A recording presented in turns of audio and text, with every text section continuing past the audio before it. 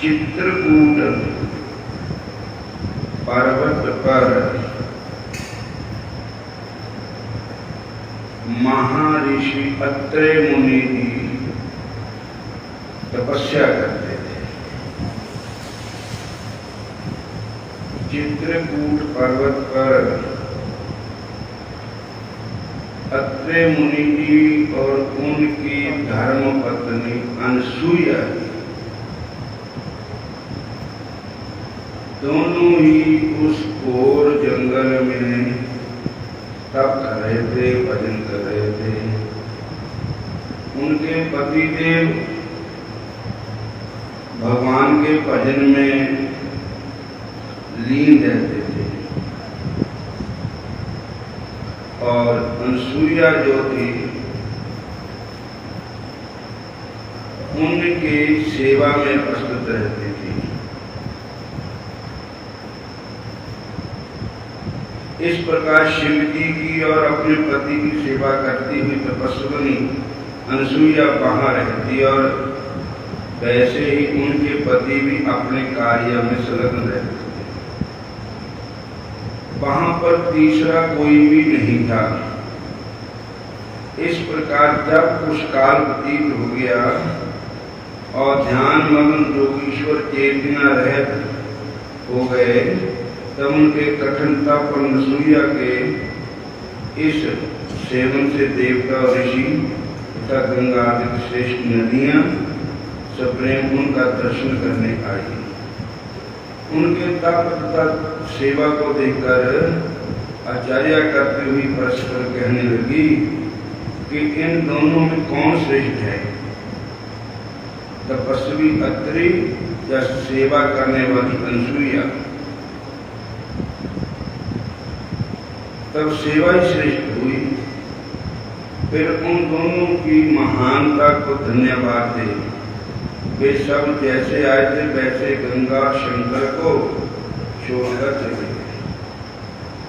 गंगा इस पतिव्रता के धर्म से मुक्त हो वहां ठहर गई और बोली कि मैं इस अनसुईया का उपकार करके ही जाऊंगी। और शिवजी भी अपने पूर्ण अंश से वहां स्थित हो गए।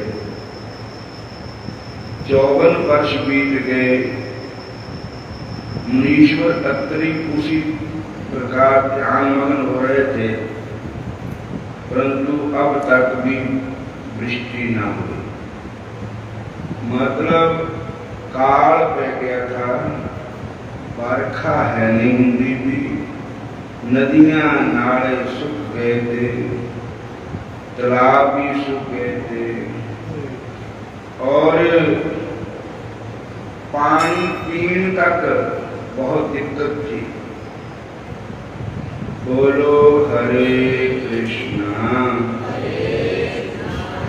हरे कृष्णा। तो अनसुईया के पति देव अत्रेय मुनि जी जो थे, ब्रह्मवेत्ता ऋषि श्रेष्ठ अत्रेय समाधि से जागे तो उन्होंने अपने प्रिया से कहा, हे प्रिया, मुझे प्यास लगी है, मुझे जल पिलाओ। पतिव्रता अनसुईया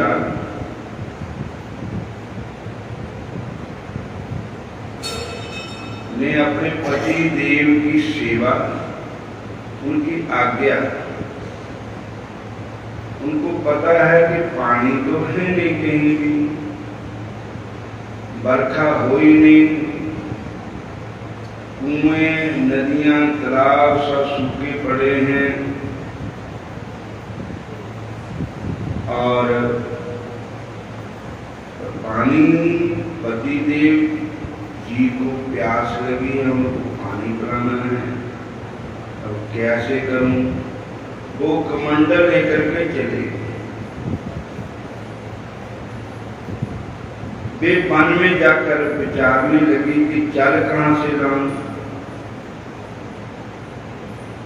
वे आचार्य से जल की खोज में चले। तब उन्हें इस प्रकार जल की खोज में जाते देखकर नदियों में श्रेष्ठ गंगा जी प्रकट हो गए। गंगा जी ने उनका पीछा किया, अनसुईया से कहा, हे देवी, तुम अब कहाँ जा रही हो? मैं तुम को प्रसन्न हूँ। हे सुभगे, तुम धन्य हो, मैं तुम्हारी आज्ञा पालन करूंगी। मैं गंगा हूँ जो तुम्हारे भजन से प्रसन्न होकर तुम्हारे पास आई हूँ। तुम जो चाहती हो वे ही वर मांगो। अत्रे ऋषि जी, सती अनसुईया जी भगवान की भक्ति करते थे, तो अत्रे ऋषि जी को प्यास लगी। उन्होंने अनसुईया से पानी मांगा, तो पानी लेने के लिए जंगल में गई, कहीं पानी मिला नहीं, कहाँ जाऊं। तो कहते हैं कि भगवान का भजन जो करने वाला प्राणी है, उनके सेवा में देवते भी हाजिर है।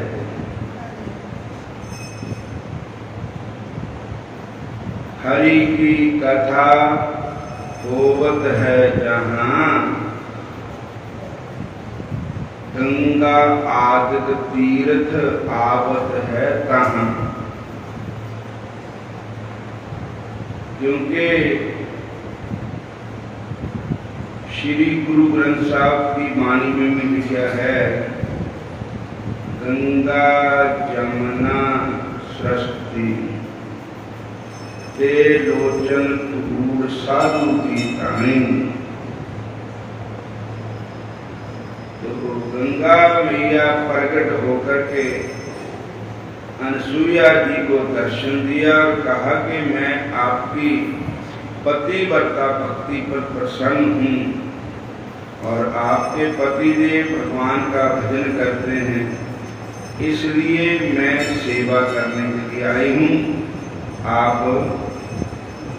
मैं पानी बन जाती हूँ, मंडल भर जाएगा और आप अपने पति को पानी पिलाएं। ये सुनकर अनसुईया जी नमस्कार कर गंगा के आगे खड़ी हो गई और बोली, हे गंगा मैया, यदि आप मुझको प्रसन्न हैं तो मुझे गंगा जल दीजिए। गंगा जी ने कहा, अच्छा, एक गड्ढा खोदो, एक गड्ढा खोदो। अनसुईया जी ने अपने हाथों से एक टुआ खड्डा खोदा। वो गंगा मैया उस पर टोए में खड़ी हो गई और देखते देखते पानी बन गई और उस खड्डे से पानी निकलने लगा। बोलो हरे कृष्णा, फिर बोलो हरे कृष्णा। और पानी भी कैसा? गंगा जल है, गंगा अमृत है। गंगा तेरा पानी अमृत। उसी और देखो कि गंगा जल तुसी जाकर पमा किन्ने चिर माची अक्षर बोतल, वो खराब नहीं होता गंगा जल। बोलो हरे कृष्ण। और कितना पानी ले आओ, वो कुछ संभव मुसलमान लगेगा, खराब हो जाएगा। और गंगा जल भी खराब होगा। और दूसरी बात हो है कि असी अस्थियां तार दे तो गंगा जल में ही तारनी चाहिए, गंगा मैया की तारनी चाहिए अस्थियां। एमी इधर उधर नहीं, क्योंकि गंगा मैया आई इस वास्ते है। भागीरथी गंगा जी को जाए और राजा सगर के 60,000 बेटों को कपिल देव जी का श्राप हो गया था, वो भस्म हो गए थे उनकी अग्नि से, श्राप की अग्नि से। तो उनका उद्धार करने के लिए गंगा जी आई थी। तो गंगा मैया में अस्थियां तारना शुभ होता है, दूसरे पानी में नहीं। और इसलिए बाणसूर्या जी बड़े चारित्र से उसमें से जल लेने लगी। फिर दिव्य रूप गंगा से बोली, हे गंगे मैया, यदि तुम मुझ पर प्रसन्न हो तो मुझ पर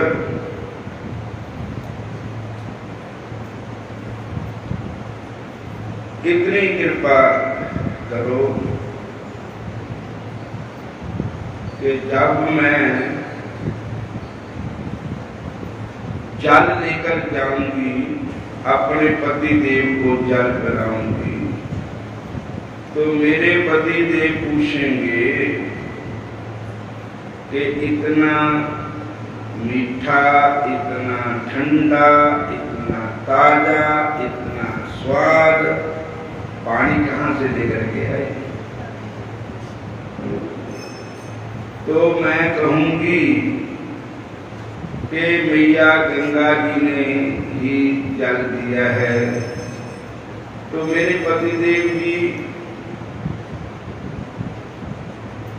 पूछेंगे गंगा कहाँ मिली, कैसे।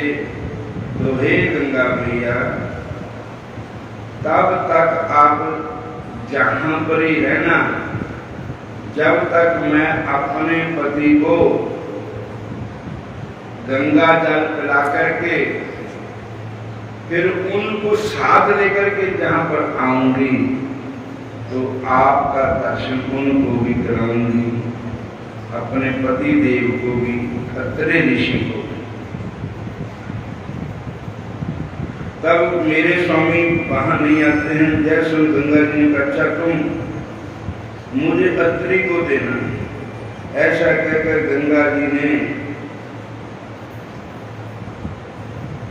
अपना जल नाश रहित किया और अनुसुईया उस दिव्य जल को लेकर अपने पति देव अत्रे ऋषि के पास आए। बोलो हरे कृष्ण। उनके आगे खड़ी हो गई। ऋषि ने आचमन कर दिव्य गंगा जल पान किया और सुख पाया। पश्चात ऋषि ने अनुसुईया से कहा, आश्चर्य की बात है, वर्षा अब तक हुई नहीं, फिर तुमने ताजा जल कहाँ से ले आई। अनुसुईया ने सोचा, यदि मैं इस संबंध में कुछ भी कहती हूँ तो जैसे अतिशय होगा और निवेदन करूं तो मेरा व्रत भंग होगा। अनुसुईया जी जय विचार करते करती रही कि ऋषि बार बार पूछने लगे। शिवजी ने अनुसुईया को बुद्धि दी। उन्होंने कहा, भगवान शंकर के प्रताप तथा आपके भक्ति का फल जहाँ गंगा जी आ गई है और वह उन्हीं का जल है, गंगा जी का। तब अनुसुईया के ऐसे वचनों को सुनकर ऋषि बड़े हैरान हो गए और मन ही मन शिव जी का स्मरण कर बोले, हे प्रिय, जाने तुम जय सत्य जहाँ असत्य क्या कह रही हो, क्योंकि जय तो बड़ी दुर्लभ चीज है गंगा जल, जो योगियों और देवताओं को भी मुश्किल प्राप्त होती है, देवताओं को भी असाध्य है। वह आश्चर्य कैसे हुआ, आज इसका मुझे बड़ा आश्चर्य है। यदि मैं आंखों से देखूं तो सत्य जानूं, अनसुईया जी ने कहा, यदि आप सर द्वारा गंगा जी को देखना चाहते हैं तो मेरे साथ आइए। बोलो हरे कृष्ण। बोल देकर हरे कृष्णा हरे राम।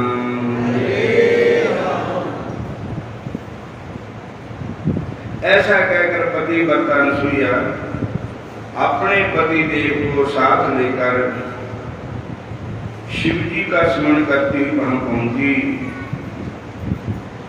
वहां सर द्वारा गंगा जी गड्ढे में विराजमान थी। ऋषि श्रेष्ठ ने जाकर जल से पूर्ण गर्त को देखा और कहा, धन्य है क्या यह मेरा तप है अथवा और किसी की कृपा है? ऐसा कहकर उन्होंने भक्तिपूर्वक गंगा मैया की स्तुति की और वहां मुनि ने उस निर्मल जल में स्नान किया। फिर आचमन कर बार बार स्तुति करने लगे।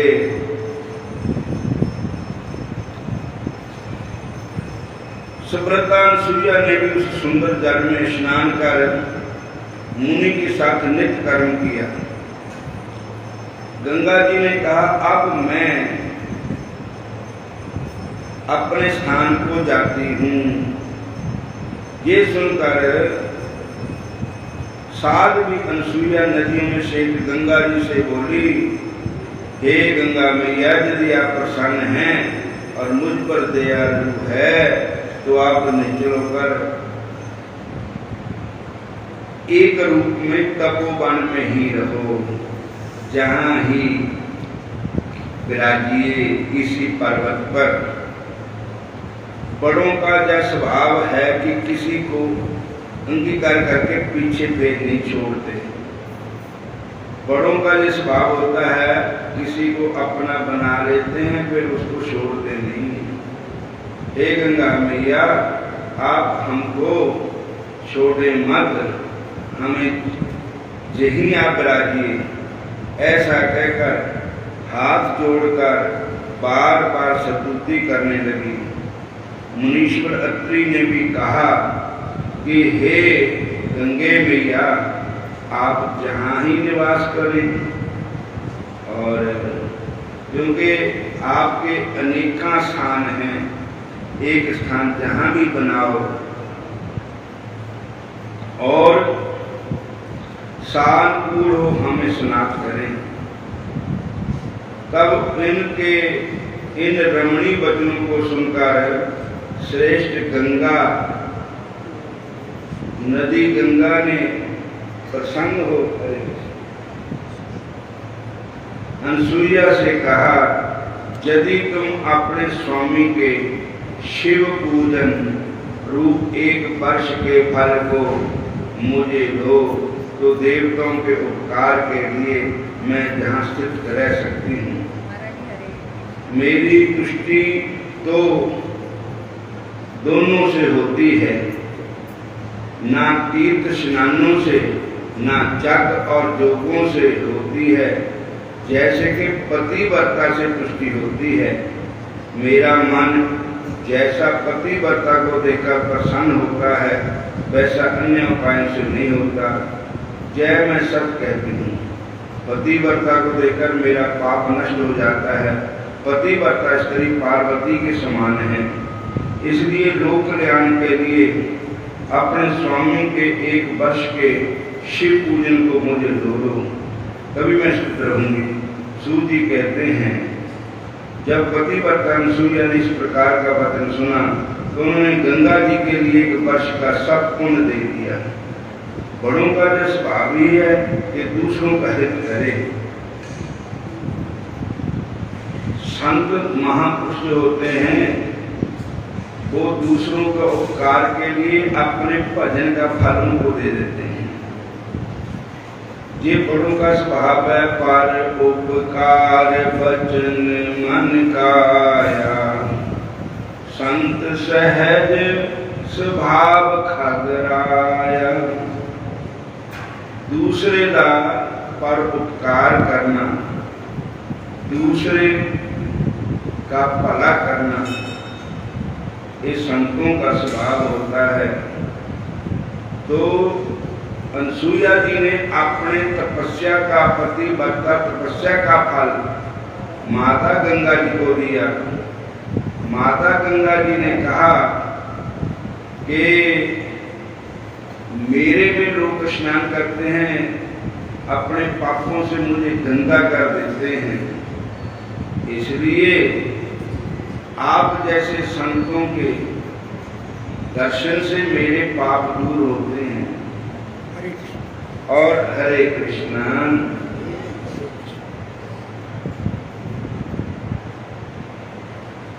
बड़ों का जो स्वभाव है कि दूसरों का हित करें। जिसके स्वर्ण चंदन और ईशु रस उदाहरण है, तब अनसुईया की इस महानता को देखकर महादेव जी भी प्रसन्न हो गए। भगवान शंकर अनसुईया की इस दया को, कि गंगा मैया को उन्होंने अपनी भक्ति का फल दिया, और भगवान शंकर अत्रे ऋषि और अनसुईया की भक्ति पर प्रसन्न होकर भगवान शंकर ने वहां दर्शन दिया। और भगवान शंकर जी साक्षात दर्शन देकर कहने लगे बार मांगो। तब उन्होंने कहा कि महाराज कलयुग आ गया है, हमने तो आपके दर्शन कर लिए, कलयुग के दीपों को कैसे आपका दर्शन होगा, तो आप शिवलिंग के रूप में जहां विराजमान होइए। तो महादेव जी प्रसन्न हो पार्थिव शिवलिंग से वहां प्रकट हो गए, और शंकर भगवान ने कहा, हे साध्वी, हे पतिव्रता, मैं तुझको प्रसन्न हूं, वर मांगो। का पंचमुख शंकर को प्रत्यक्ष देकर ऋषि दंपति भक्तिपूर्ण वचनों में भगवान शंकर की स्तुति और नमस्कार करते हुए बोले, हे देवेश, यदि आप प्रसन्न हैं तो जगत माता पार्वती से आप नहीं निवास करो, संसार को सुख दीजिए। इस प्रकार गंगा और शंकर दोनों प्रसन्न हो वहीं पर विराजमान हो गए। और शंकर जी के जो शिवलिंग है उसका नाम है अत्रीश्वर महादेव, और गंगा का नाम है मंदाकिनी नदी। मंद मैंने पाप, आत्मनि मैंने डैन, जो पापों को डैन बनकर खा जाती है। और चित्रकूट में ये दोनों चीजें हैं, वो उस समय का शिवलिंग भी है, वहां पर गंगा जी प्रकट हुए, उसका नाम आज भी गंगा जी वहां विराजमान है। जिस गंगा के किनारे तुलसीदास जी को हनुमान जी का दर्शन हुआ, हनुमान जी ने भगवान राम का दर्शन कराया। बोलो हरे कृष्ण। और तब से हाथ पर गट्टे में गंगा माता मंदाकिनी नाम से प्रसिद्ध हुई। 50 ऋषि भी वहां आ गए, जो कि पहले अनामिति सिद्ध पुरुष थे, जो वहां से चले गए थे। वो ऋषि भी वहां आ गए, वहां अपनी पत्नियों से जब और गृह लेकर होम किया, फिर तो उनको उस कर्म से संतुष्ट होकर बादलों ने वृष्टि की और लोक में आनंद छा गया। और आज सोमवार है, सावन का महीना है, ये शिव पुराण की कथा सुनना पुण्य होता है। और आज शिव पुराण की कथा अत्रीश्वर महादेव जिसे असी दर्शन करे, मंदाकिनी नदी में भी स्नान करे, चित्रकूट में बहती है गंगा मैया, जो शिवजी भगवान माता अनसुईया की पतिव्रता भक्ति से प्रसन्न होकर के वहां प्रकट हुए थे। यह अतीश्वर महात्मा सब सुखों और मनोरथों को देने वाला है तथा भक्ति वर्धक है।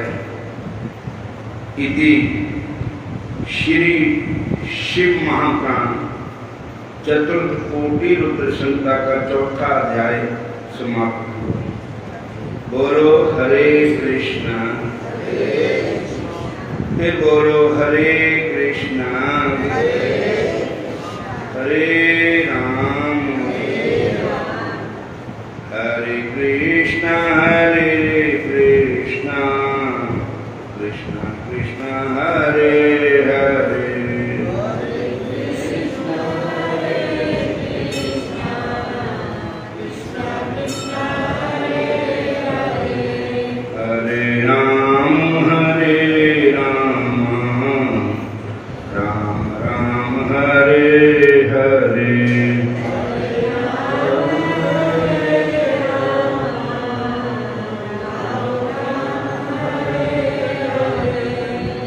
हरे कृष्णा कृष्णा कृष्णा हरे हरे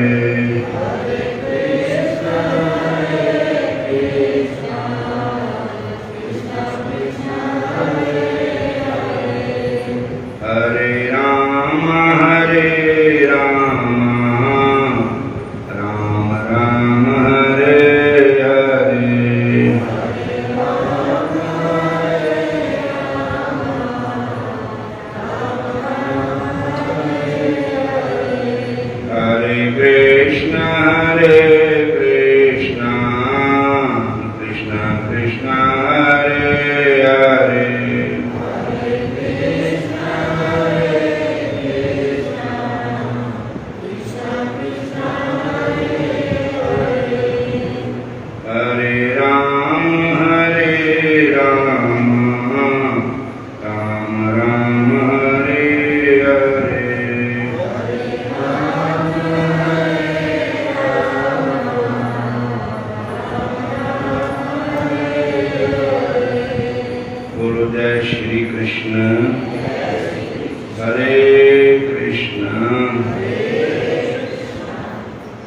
रामायण में भगवान राम अपने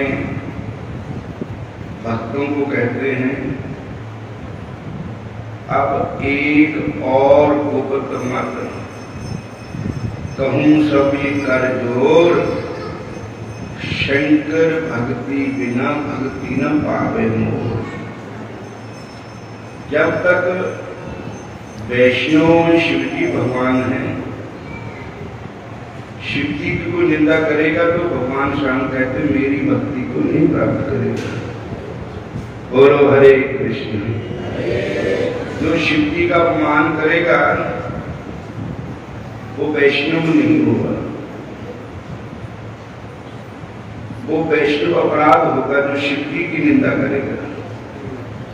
इसलिए भगवान कहते हैं शंकर भजन बिना नर भक्ति न पावे मोर। और जो मेरे साथ प्रेम करता है और शिवजी की निंदा करता है तो भगवान कहते वो नरक में जाता है। बोलो हरे कृष्ण। और इसलिए वैष्णव का सत्कार करना,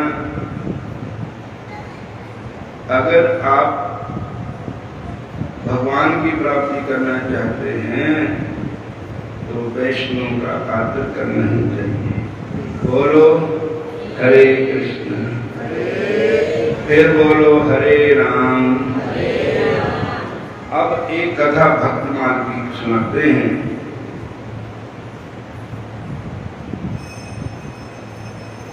एक वैष्णव महापुरुषों में आचार्य हुए रामानुजाचार्य। रामानुजाचार्य जी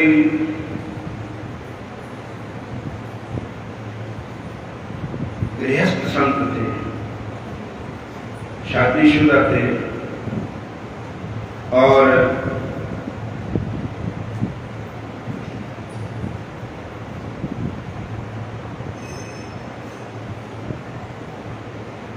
उनका एक जीवाई भी था और उनका शिष्य भी था।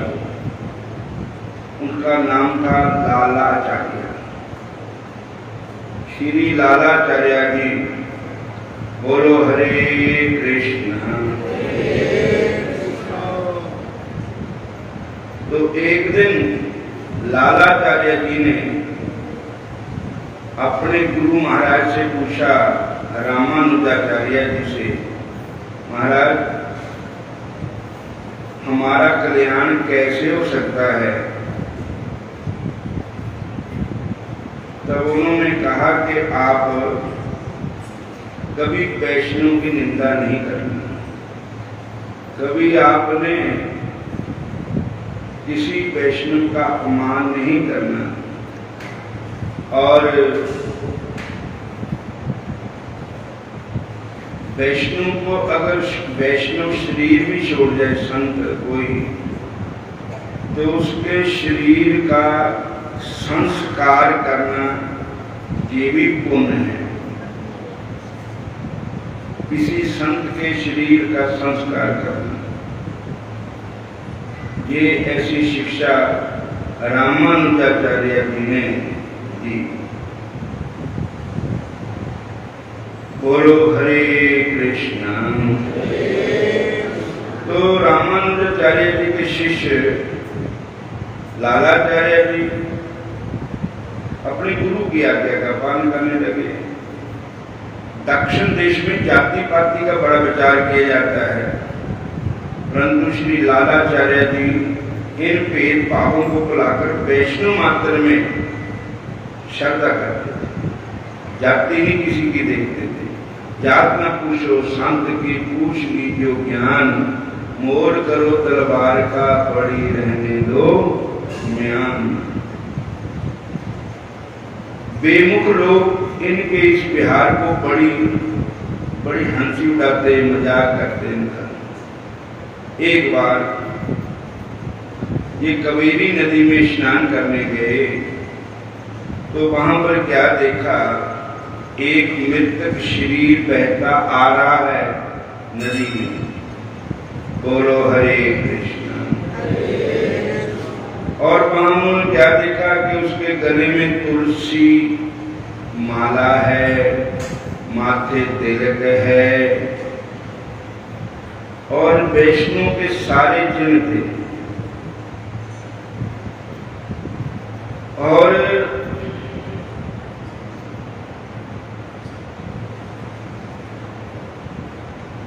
तो लालाचार्य जी ने कहा कि इनका जो वैदिक रीति से संस्कार करना चाहिए। इन्होंने उस लाश को कर ले आए मृतक शरीर, और वहां पर अर्थी विवांश जाकर के फूल मालों से घंटियां, शंख, नगाड़े, हरि कीर्तन करते हुए इनका अग्निदाह संस्कार किया। तब उन्होंने कहा कि अब भंडारा करना है संत का। तो उन्होंने सारे ब्राह्मणों को निमंत्रण दिया, वहां के लोगों को। तो जब वो आए तो उन्होंने क्या देखा कि सब कुछ भोजन बना हुआ था, दाल, सब्जी, पूरी, हलवा, खीर। और उन्होंने कहा किसका दिन मना रहे हो? कहते भगवान संत का मना रहे, वैष्णव का दिन मना रहे हैं। कहते उसकी जाति क्या थी? कहते मेरे गुरु महाराज ने कहा कि जाति नहीं देखनी, वैष्णव देखना है, संत देखना है। तो मैंने तो संत देखे, मेरे को जाति पाति का तो पता नहीं कौन, जाति क्या लेनी है, हमने अपने गुरु की आज्ञा का पालन करना है। हम लोग संत देखे हैं, उन एक वैष्णव चिन्ह थे, उनमें तिलक लगा हुआ था और गले में तुलसी माला थी, वैष्णव के पूरे चिन्ह थे। हम लोग वैष्णव को देखा, जाति नहीं देखी। उन्होंने कहा हमने आपका भोजन नहीं करना है, वो छोड़कर चले गए। बना बनाया रह गया खाना, प्रसाद जो था बने बनाया रह गया, किसी ने नहीं टैक्ट किया। वो अपने गुरु महाराज के पास गए, रामानुजाचार्य के पास, कि हे गुरुदेव, मैंने तो आपकी आज्ञा का पालन किया, मैं तो वैष्णव संत दे करके उसका सत्कार किया, संत को देखा जो आपकी आज्ञा थी। अब ये लोग जाति पाति का विचार करते हैं, किस वर्ण का था, कौन था, किस कौन था। तो महाराज वो तो मेरे को पता नहीं है, अब भंडारा किसको खिलाऊं। तो रामानुजाचार्य जी कहते कोई बात नहीं, अभी आ जाते हैं ब्राह्मण। उन्होंने हाथ में जाल लेकर के, जो स्वर्ग लोक के ब्राह्मण हैं, गौलोक धाम के ब्राह्मण हैं, याज्ञवल्क्य ऋषि, भारद्वाज ऋषि, वशिष्ठ जी, अंगरा जी, गौतम जी, जितने भी ये नामी ऋषि हुए हैं, उनका आह्वान किया। तो वो सब लोग, ऋषि मुनि, वैष्णव लोग सब इकट्ठे होकर के स्वर्ग लोक से उतरे आए और कीर्तन करते हुए हरे कृष्ण कीर्तन करते हुए उन्हीं लोगों के रास्ते से आए, उनके घरों के पास जाए जो भोजन छोड़ करके आ गए थे। वो कहने लगे ए बामन किथे थे आए, देखो इन्होंने भोजन करना, इन जाति भ्रष्ट हो जाना, फिर इन्होंने पेट जाकर पंचायत करनी भी, इन्होंने अपनी जाति निकालो। तो ऐसे विचार करते रहे। तो हरि कीर्तन करते हुए स्वर्ग लोक के ऋषि मुनि आए, तो वहां पंगत लगी, सबना ने भोजन किया, लेकिन जब तक प्रसाद पाया सबने, तब तक दर्शन सबको हुए और फिर अपने अपने जगह शपन हो गए, फिर मुड़ गए, किसी ने देखी नहीं। फिर वो डीकते रहे, पीना का ड्रेस पता करने दे, पेड़ जाकर पंचायत करनी, पीना दो जाति से बाहर करो। और फिर वो कहते भाई, फिर कहते वो किसी रास्ते लंघ गए, कहते तो फलाने तो आंधे सारे देखे, जान देखी नहीं देखे, प्रसाद पांदे भी देखे, पर फिर नहीं पता लगे किधर गए। फिर वो कहते ये तो देव लोक के ब्राह्मण थे और ऋषि मुनि थे, असीता कलयुग के बंदे है, असीता मुक्ता चिन्ह करने वाले पापी है। फिर वो आए, लालाचार्य जी से क्षमा मांगी। लालाचार्य जी कहते मेरे गुरु महाराज को पूछो। मेरे गुरु महाराज ने कहा भैया आपने एक वैष्णव अपराध किया है। वो तो वैष्णव थे, वो तो हरि के प्यारे थे। जिस समय भगवान के चरण में जीव आ जाता है उसकी जाति खत्म हो जाती है। बोलो हरे कृष्ण। और कहने लगे ऐसे बहुत बड़ा अपराध किया, एक तो वैष्णव अपराध किया, एक और अपराध कर दिया, उनकी निंदा भी हमने की, सारा उद्धार कैसे हुआ। तो कहते हैं उन ऋषियों मुनियों की पत्रे दसो कितना है, जितने प्रसाद पाया, असि वही पत्र चक लेनी है। तो जिन्होंने भोजन का त्याग कर देता था, वही ऋषि मुनियों ने, उन ब्राह्मणों ने उन ऋषि मुनियों के जूठा पकड़ा दे करके प्रसाद पाया। तो कहते हैं कि भगवान का भक्त जो होता है, भगवान का जो संत होता है, उसकी निशानी एक ही है, वो भगवान का प्यारा है, वो वैष्णव है। संसार की जाति पाति मजहब कौम से क्या लेना है, जाति न पूछो संत की, पूछ लीजो ज्ञान, मोल करो तलवार का, पड़ी रहने दो म्यान। और पलटू ऊंची जात का मत करो कोई हंकार, उस मालिक के दरबार में तो केवल भक्ति प्यार, केवल भक्ति प्यार। तुम मालिक को भक्ति में राजी, तजा सकल पकवान खाए दासी सुत कर पाजी। दुर्योधन दे मेवे त्यागे, भूख लगी ढूंढ कर भागे, हरे कृष्ण साग बिदुर कर खायो। किया युधिष्ठिर जग बटोरा सकल समाजा, मरदा सबका मानस बिन घंट न बाजा। पांडवा ने जग रचा, जब तक महर्षि वाल्मीकि जी उसमें भोजन नहीं कर गए तब तक पांडवों का जग सफल नहीं हुआ। नेम धर्म आचार करे बधेरा कोई, खाए शबरी के बैर, मोए सब ऋषि मुनि रोई।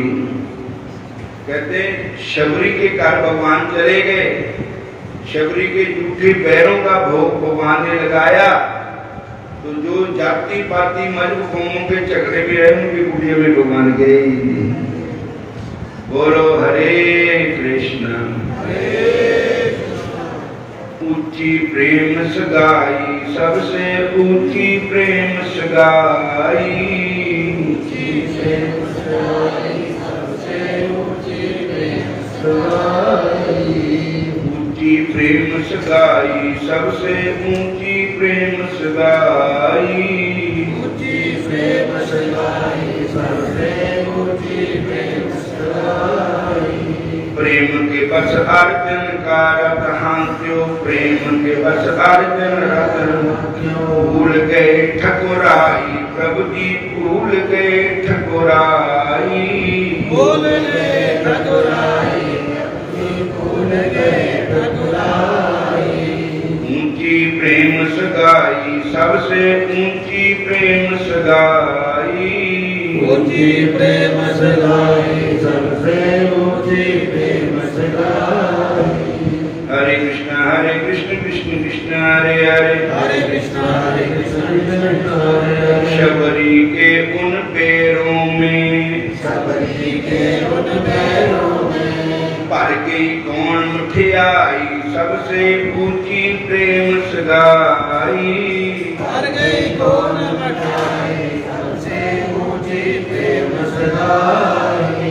मीठे समझ के नाम प्रभु खाए, मीठे समझ के नाम प्रभु खाए, उसमें थी प्रेम की अधिकाई, सबसे ऊंची प्रेम सगाई, प्रेम की थी अधिकाई, सबसे ऊंची प्रेम सगाई, ऊंची प्रेम सगाई, सबसे ऊंची प्रेम सगाई, ऊंची प्रेम सगाई, सबसे ऊंची प्रेम सगाई। ऐसो भाव उपजो वृंदावन, ऐसो भाव उपजो वृंदावन, गोपियन नाच नचाई, सबसे ऊंची प्रेम सगाई, गोपियन नाच नचाई, सबसे ऊंची प्रेम सगाई। दुर्योधन के मेवा त्यागे, दुर्योधन के मेवा त्यागे, भूख लगी तो उठ कर भागे, भूख लगी तो उठ कर भागे, साग बिदुर कर खाई, सबसे ऊंची प्रेम सगाई, साग बिदुर कर खाई, सबसे ऊंची प्रेम सगाई। राज सुजाक युधिष्ठिर कीनो, राज सुजाक युधिष्ठिर कीनो, तामे झूठ उठाई, प्रभु ने तामे झूठ उठाई, तामे झूठ उठाई, प्रभु ने तामे झूठ उठाई। ऊंची प्रेम सगाई, सबसे ऊंची प्रेम सगाई, सबसे ऊंची प्रेम, सबसे ऊंची प्रेम सगाई। सूरकूर ए लायक नाही, सूरकूर ए लायक नाही, सूरकूर ए लायक नाही, सूरकूर ए लायक नाही। ऊंची प्रेम सगाई, सबसे ऊंची प्रेम सगाई, ऊंची प्रेम सगाई, सबसे ऊंची प्रेम सगाई। बोलो कृष्ण भगवान की जय, श्याम सुंदर भगवान की जय, शंकर भगवान की जय। अपने अपने